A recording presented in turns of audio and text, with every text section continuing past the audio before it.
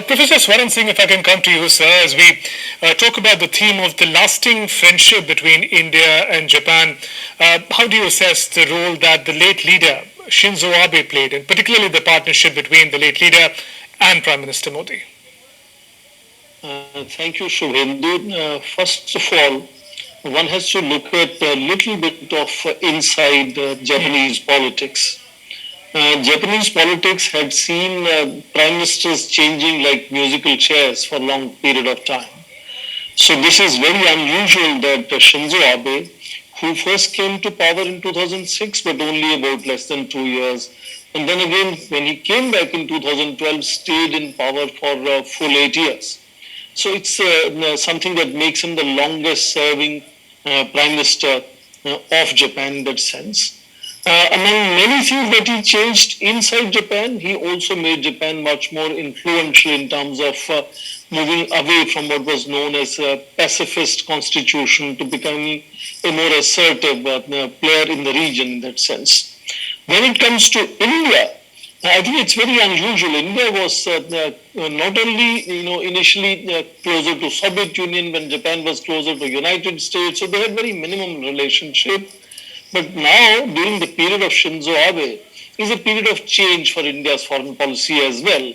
And a country which was largely not too conscious, not too ambitious in terms of going out and sort of participating in larger Asia-Pacific debates in terms of strategic collaborations, Shinzo Abe not only first conceptualized the whole idea of Asia-Pacific community and then, of course, Indo-Pacific.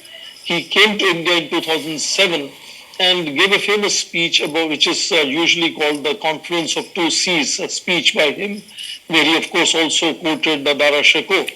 So in that sense, bringing India into the Asia-Pacific debate, which till then was largely seen as Pacific part of Asia, was Asia-Pacific, and South Asia was not seen part of that larger region. So personally taking interest in South Asia and India, and helping India come out and then participate in that larger Indo-Pacific debate where India is now a major influence. Now, finally, I think I come quickly to the bilateral relationship, which can be seen both the level of very top leadership. You would remember in 2014 itself, in January, Shinzo Abe was the chief guest at India's Republic Day. And in May, 5 months later, or less than 5 months, virtually 4 months later, we had a change of government. And Shinzo Abe became equally a very, very warm and close friend of Prime Minister Modi. So in that sense, at the apex itself, he was able to cultivate India's leaders, just like India's leaders were able to engage him very, very warmly, very closely. And that saw a complete transformation in bilateral relations driven by Shinzo Abe's initiatives in that sense.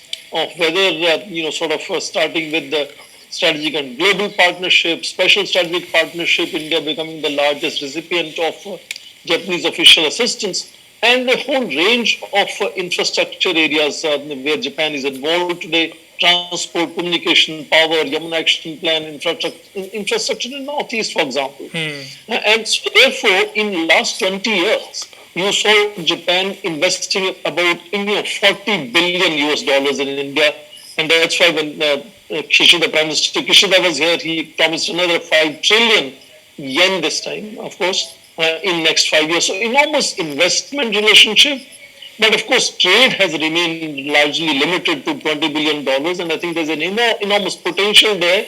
But there's a very strong imprint of Shinzo Abe both at the level of Indian leadership and of course, India as a country in that sense.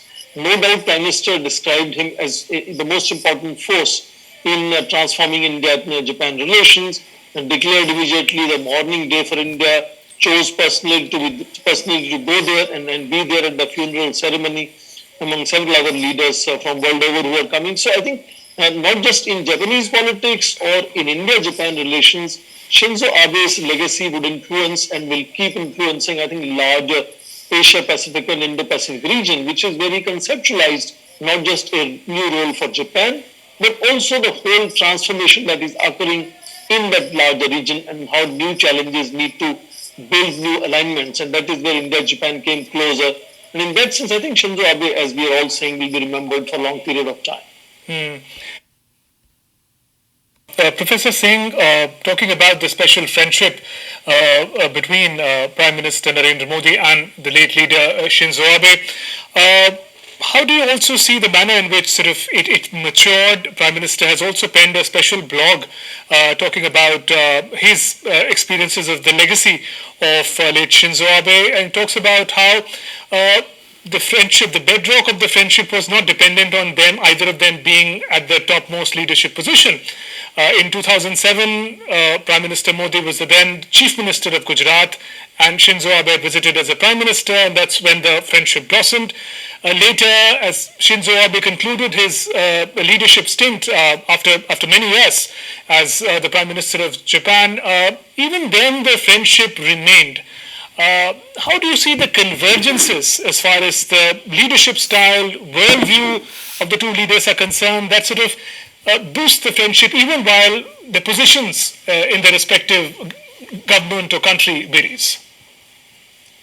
I think it is a well-known fact that Indian Prime Minister has brought in a whole new genre, a whole new style of conduct of diplomacy, which is full of energy and seeks to build a personal rapport and personal warmth in synergizing larger bilateral relations between countries. So we have seen Indian Prime Minister taking foreign leaders on sort of road shows, hosting them in other cities, giving an enormous amount of personal attention to those visits. And the same is true of the visits of Prime Minister Shinzo Abe, who again made history by visiting India 3 times. And that allowed the Indian Prime Minister Narendra Modi to build enormous personal warmth and relationship with Prime Minister Shinzo Abe. So it's to a great deal the kind of style that Indian Prime Minister has of enormous personal attention and warmth that he brings to such important meetings. But at the same time, it's also important to remember that Shinzo Abe was no ordinary leader in Japan. Now, you would remember that even in 2020, he was not voted out of power. He chose to step aside. Then it was normally said that this was for health reasons. But he was still very much active, and we know that assassination happened. He was still active in politics and participating and meeting people in sort of large meetings. So he was politically still very active, still a force to reckon with in Japanese politics. And therefore, even when Prime Minister went there in May, I think this year, there was a meeting between them, and he again recalled that Prime Minister recalled that meeting just a few hours back during his meeting with Prime Minister Kishida. And it's also interesting that Prime Minister Kishida again has met Indian Prime Minister 3 times this year itself. So this has also something to do with the overall evolution of what is called summit diplomacy, where these international leaders, national leaders meet very frequently in so many multilateral meetings other than bilateral meetings. So the whole speed of interaction that happens among national leaders at regional and international level also created that kind of a situation where Indian Prime Minister was able to develop very, very close personal relationship with Prime Minister Shinzo Abe. And therefore, I think there's an enormous element of the two leaders' personal friendship in that sense, which gave this acceleration to bilateral relations between two sides, because if both the top leaders are willing to sort of move forward in terms of where they want to take the relationship, it really facilitates how things move forward, and we saw a whole change in bilateral relations. So Indian Prime Minister's friendship with many other leaders could also be cited here for an example, but here, since we are talking of Japanese Prime Minister Shinzo Abe, I think both were kind of very, very unusual leaders. Prime Minister Modi is very unusual leader in that sense to engage the Japanese Prime Minister. And I think personal friendship is really very visible as an important factor that transformed the relationship. And I'm sure the next Prime Minister is also looking forward, and Prime Minister Kishida is looking forward to build a similar friendship with Indian Prime Minister as well. Right, and as we continue, Professor Singh, Quad indeed is a very, very crucial part of the late leader Shinzo Abe's legacy. But with numerous geostrategics grouping really coming up in the recent years, How do you see the significance of the Quad? I mean, there are groupings within this region, other groupings within this region as well, but for Quad, which is also seen as a brainchild in many ways of Shinzo Abe, is a cooperation at the time of a post-natural calamity for this region, but then it sort of transforms itself to meet the challenges of the 21st century. How do you see its significance and also as an extended legacy of Shinzo Abe? I think if we have to find out one game-changing legacy in terms of international politics of Shinzo Abe, this whole new narrative of Indo-Pacific geopolitics, and at the center of it, this quadrilateral security framework would definitely be one which is fundamentally game-changing here.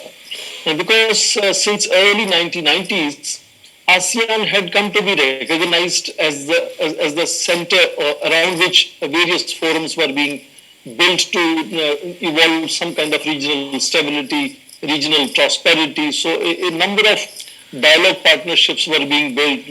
ASEAN Regional Forum was being built later. East Asian Summit was built all around ASEAN. But starting from late 1990s, 97 to be specific, ASEAN had come rather close to China as an emerging new powerhouse, particularly economic powerhouse. And therefore, over a period of time, it was felt that perhaps China is a challenge that ASEAN is not really able to counter in that sense. And therefore, there needed to be another mechanism. And that is where this new narrative of Indo-Pacific geopolitics, where Indian Ocean and Pacific become one kind of a maritime theater, led to this imagination of four important pillars of this larger region: Japan, Australia, India, and United States, coming together and moving forward. And you would remember this again comes very close to how Shinzo Abe's political career in Japan evolves. It again begins first in 2007, but again, since Shinzo Abe is no longer in position of power, there are other reasons. But then this Quad also disappears until it comes back in November of 2017, when Shinzo Abe is again in command in Japan. So in that sense, not only in sustaining, creating, reviving this quadrilateral security framework, Japan had a major role to play, and in that sense, Prime Minister Shinzo Abe had a major role to play, but also what this Quad actually does. Again, Japan has an enormous role in sort of co-opting India, ensuring India's comfort level in that quadrilateral security framework. So when there was a lot of imagination of whether this Quad is going to emerge as the Asian NATO, and India was not so comfortable in bringing in the military element into the quadrilateral security framework, only look at non-traditional security, not military alliances, not traditional security. Japan facilitated that kind of a shift in that sense in making sure Quad now focuses on pandemic, on critical technology, on cyberspace. And these are the areas where India is perfectly at home with in engaging with these four leaders. And whether now over a period of time, Quad is the one which is going to build that regional sort of security and development architecture of this large Indo-Pacific region, this is now the debate. And if potentially Quad becomes the center point, and there's also already a lot of debate about Quad Plus, which would mean South Korea, Vietnam, and New Zealand join it, and then Quad Plus Plus, where you have a lot of other major stakeholders from around the world who want to join quadrilateral security framework. Now, if this really evolves the way it is often debated to be likely to evolve, and becomes the center point of the whole infrastructure and architecture of this larger Indo-Pacific region, Shinzo Abe's sort of contribution to this game-changing and shaping this regional politics in this larger region would have really determined how we live in the rest of the 21st century in that sense. So even though United States is a major player, no doubt, and President Donald Trump really moved these ideas much faster forward by creating an Indo-Pacific command, but the vision, fundamentally, as you mentioned in your question, is the conceptualization, the idea was fundamentally the long-term pursuit that Shinzo Abe as a politician had carried on, starting with his whole conversation of Indo-Pacific community in late 1970s onwards, which came about later and became quadrilateral security framework and Indo-Pacific narrative. And making sure India's comfort level in that and full participation in that, I think, again, Shinzo Abe had a role to make sure India becomes a very important player in this quadrilateral security framework, and through that in the larger Indo-Pacific geopolitics, where India is really seen clearly engaged, clearly influential player in that larger region. So Shinzo Abe's friendship with India, Shinzo Abe's efforts to cultivate India into this larger new formulation of Indo-Pacific geopolitics and quadrilateral security framework is something that has really not just transformed regional politics, but also contributed to this whole evolution of new assertive multi-alignment policy of India. So in that sense, India has also transformed over a period of time, and the transformation of India's foreign policy from non-alignment to now what I normally call assertive and proactive multi-alignment foreign policy, Shinzo Abe again played a role to make sure that this policy really takes off and is becoming far more acceptable in the larger region. And therefore, I think Indo-Japan relations are really something that are geared to together transform the larger region. And both of them have territorial disputes with China and, of course, have other concerns about China's rise. And therefore, that again is not probably articulated in their formal meetings, but definitely has been a driver of how Japan and India have found common space to come together.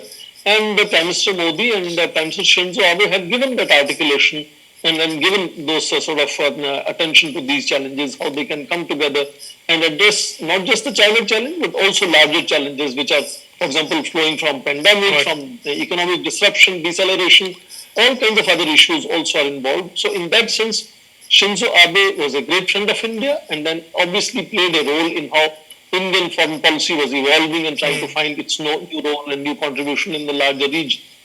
Right.